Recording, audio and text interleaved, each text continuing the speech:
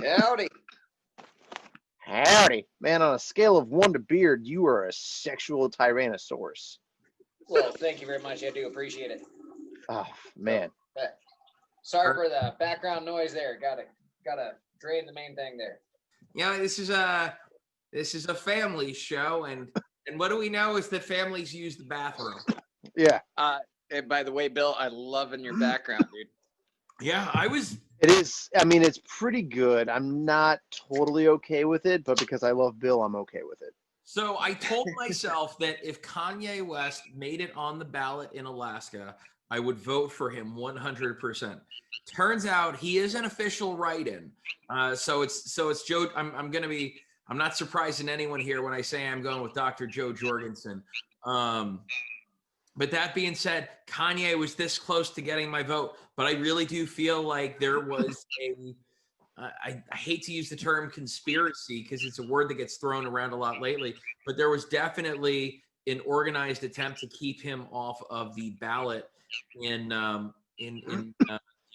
many states. A lot of states made it on the ballot, a lot of states he didn't.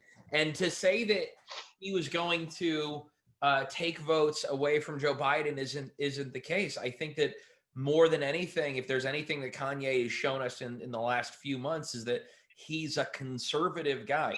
He has a very pro-life stance.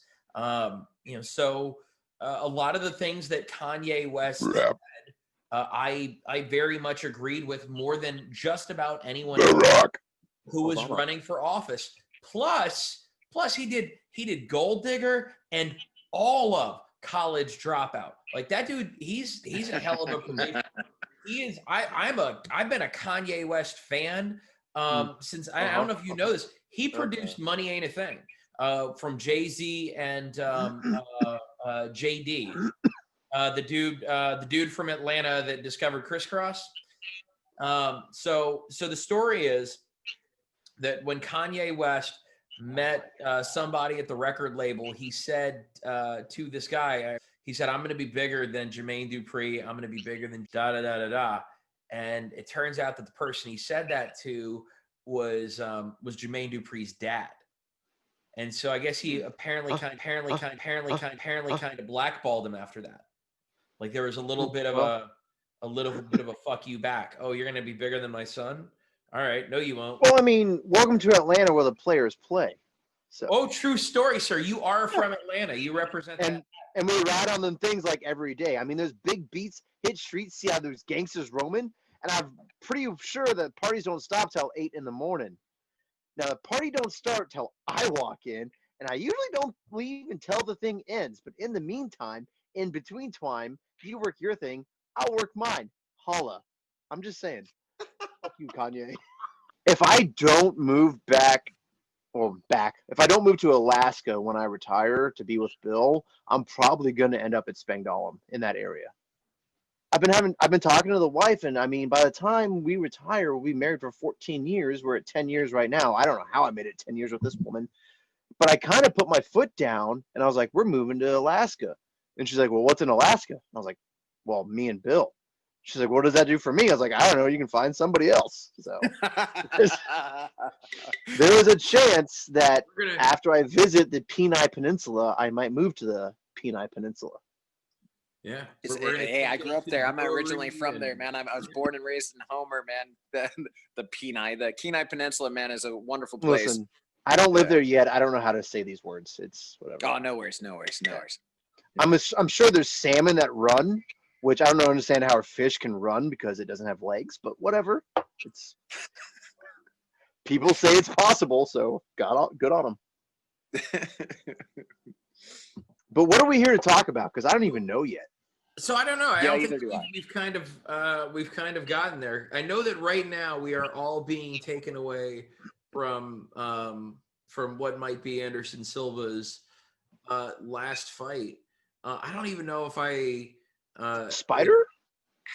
Okay. I guess I didn't realize he was still fighting. Yeah. Yeah, 45 years old, man. Oh, God. He's not dead or in jail yet? Nope. Jesus.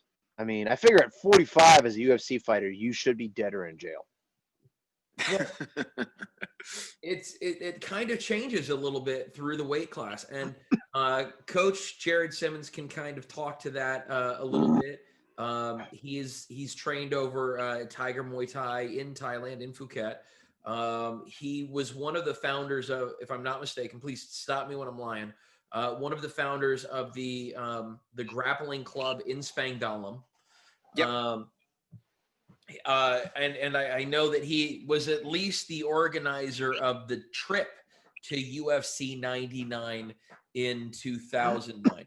So he's been Yes, sir. around this sport for a minute, and he's been active in the sport for a minute as a coach and as a referee. As a coach, very recently with Uros Medic, who took a quick knockout in Dana White's Contender Series earlier in the summer. You joined me and Uros, you made that connection. By the way, thank you very much, and congratulations to Uros and everything that he has going forward. No.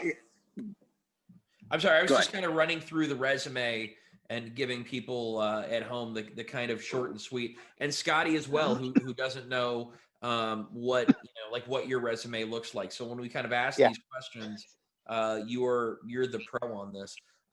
One of the things that we're seeing is that fighters are able to, with smarter training, last longer in fighting, especially at higher weight classes.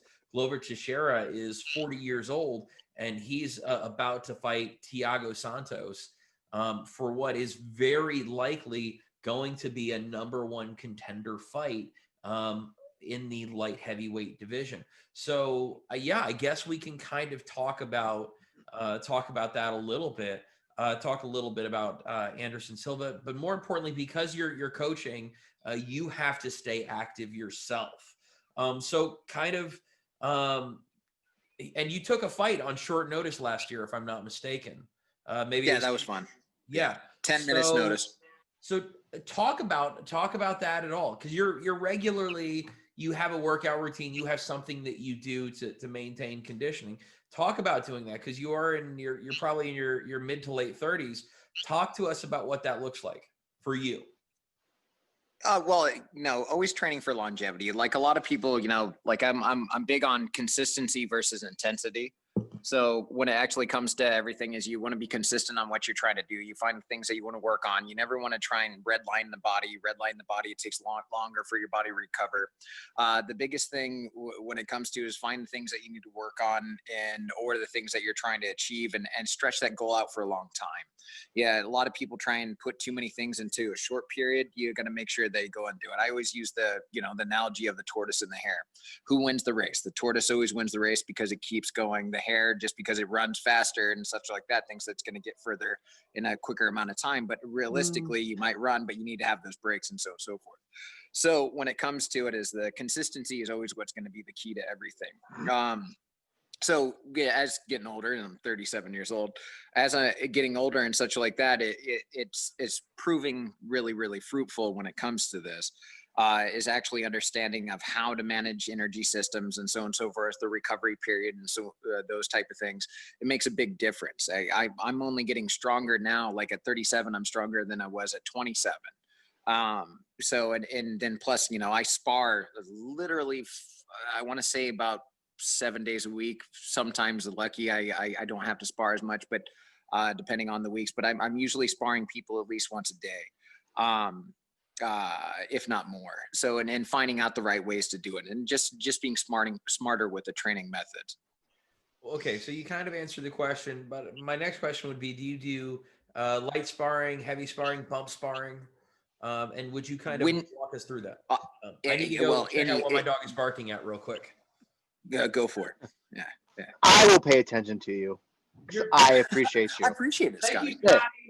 When it comes to the sparring aspect, if you spar right, like when I spent a lot of time in Thailand and also with people that like, especially Muay Thai when I was training in Germany, you learn how to spar in an appropriate type of intensity and stuff like that. You're never trying to kill each other, and able to get a lot more of those proper looks, things that are actually going to be closer to real fight speed and such like that.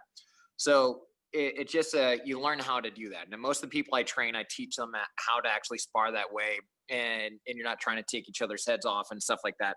That being said, it's always good to learn to actually get a little bit more of the, the 100% and stuff like that every now and again.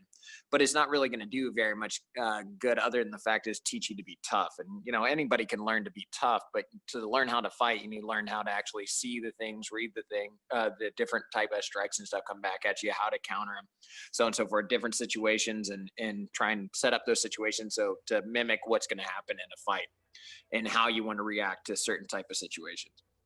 So that allows me to actually spar, like I was just saying about almost every day. So it's a lot of fun dealing with that. And when you're training, you can hit the mitts, hit the pads, do all those different type of things, but it's a lot different when it's a little bit more live action.